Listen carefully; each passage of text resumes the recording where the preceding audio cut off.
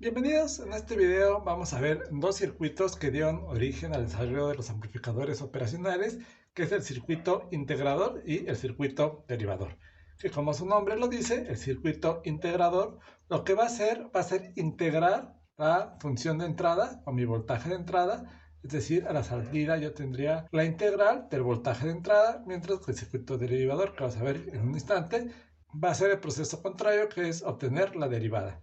Vamos a empezar con este circuito. Como ven, también es un circuito similar al anterior, donde tenemos un lazo cerrado, pero en este caso, en la trayectoria de retroalimentación, en lugar de tener una resistencia, vamos a tener un capacitor. Por lo demás, el circuito no ha cambiado. Vamos a tener la señal de entrada que va a estar conectada a la terminal inversora a través de una resistencia, que simplemente se va la resistencia R, y nosotros podemos sustituir el amplificador por su circuito equivalente, que es este, que va a ser una fuente de voltaje controlada por voltaje. En este caso, el voltaje va a ser la diferencia entre el voltaje positivo y el voltaje negativo. De tal manera que vamos a plantear un nodo A, vamos a llamarle este nodo A. Entonces, en el nodo A,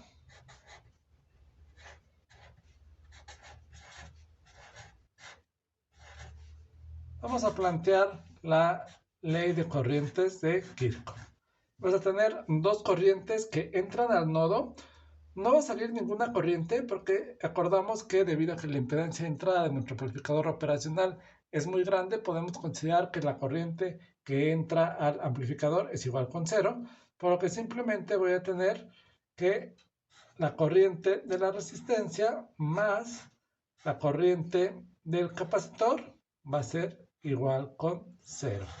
Para calcular la corriente del capacitor, simplemente tenemos que recordar cuál es la definición de capacitancia. Entonces sabemos que la capacitancia va a ser igual a la carga entre el voltaje. Podemos despejar el voltaje, entonces va a tener que la carga va a ser igual a la capacitancia por el voltaje, y posteriormente vamos a derivar con respecto al tiempo ambos lados de la ecuación. Va a tener que la derivada de la carga con respecto al tiempo va a ser igual a C, es una constante por lo que puede salir de la derivada del voltaje con respecto al tiempo. Y recordemos que el número de cargas que atraviesan una cierta superficie por unidad de tiempo va a ser igual a la corriente. Entonces esta sería la corriente de mi capacitor.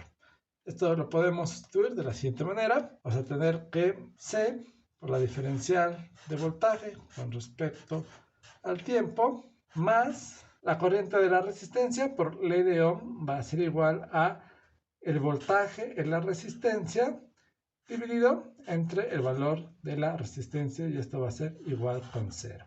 Ahora vamos a definir cuál va a ser el voltaje del capacitor. Si estamos considerando esta trayectoria, esta sería la primera terminal que veríamos, que es la terminal que corresponde al voltaje B0. Va a tener que el voltaje al capacitor va a ser B0. Y en la otra terminal del capacitor vemos que va a estar conectado a mi terminal negativa, al voltaje B-, menos B-. Ahora vamos a hacer lo mismo con el voltaje de la resistencia. El voltaje de la resistencia va a ser igual a, si consideramos esta dirección de la corriente, en la terminal del lado izquierdo tendríamos BI menos B menos. Ahora vamos a analizar la simplificación que podemos hacer cuando estamos trabajando con amplificadores operacionales. Cuando trabajamos con amplificadores operacionales podemos suponer que el voltaje más va a ser aproximadamente igual al voltaje menos. La diferencia de voltaje entre estas dos terminales va a ser muy pequeña, por lo que yo en una primera aproximación las puedo igualar. Pero además sabemos que el voltaje positivo va a ser igual con cero porque está conectado a mi terminal de tierra. De tal manera que esto va a ser igual con cero.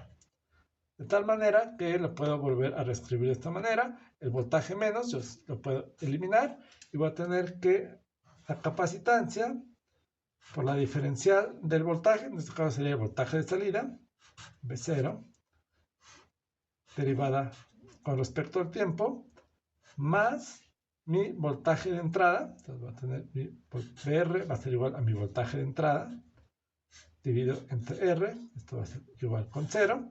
Yo lo puedo pasar al otro lado de la ecuación y despejar B0. Entonces va a tener que la derivada del voltaje de salida con respecto al tiempo va a ser igual a menos 1 sobre CR, que va a multiplicar a mi voltaje de entrada. Y por último, yo simplemente puedo integrar ambos lados de la ecuación, de tal manera que voy a obtener que el voltaje de salida va a ser igual a menos, probablemente se escribe en el sentido opuesto, RC por la integral de mi voltaje de entrada, que va a ser una función del tiempo, derivada de t. De esta manera, este circuito va a obtener la integral de una señal.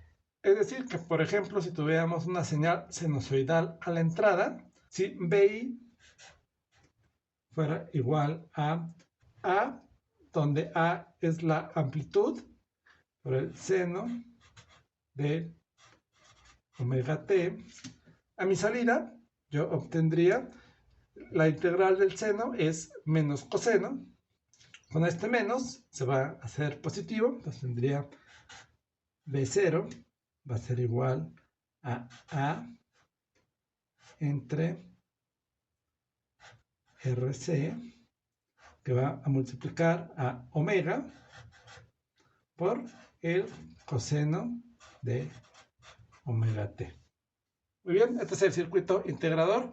Vamos a ver ahora el circuito derivador, que como ven es un circuito muy similar.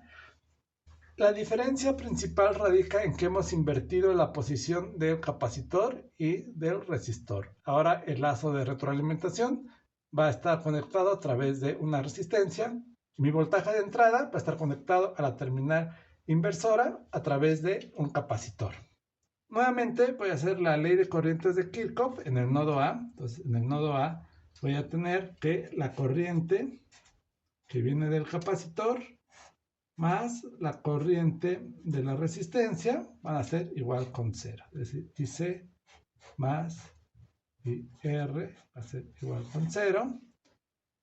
Y C, como lo vimos hace un momento, va a ser igual a C por la derivada del voltaje del capacitor con respecto al tiempo, más el voltaje de la resistencia dividido entre el valor de la resistencia. Esto va a ser igual con 0. Ahora vamos a identificar quién es BC y BR. Entonces, BC, si seguimos esta trayectoria y hacemos nuevamente la consideración que B menos va a ser casi igual a B más. Esto va a ser igual con 0 porque estoy conectado a tierra. Entonces voy a tener que el voltaje C va a ser el voltaje I menos el voltaje menos, que podemos despreciar. Y el voltaje de la resistencia va a ser igual a B0 menos B menos, que por esta razón la podemos también eliminar, de tal manera que yo lo puedo escribir de la siguiente forma.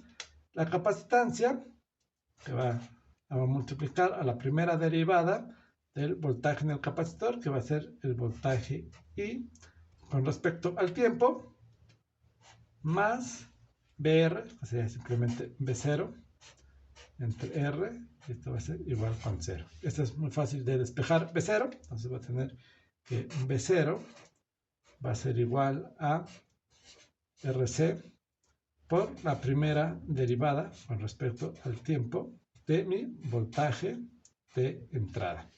Y de esta manera nosotros podemos calcular la derivada de una señal. Por ejemplo,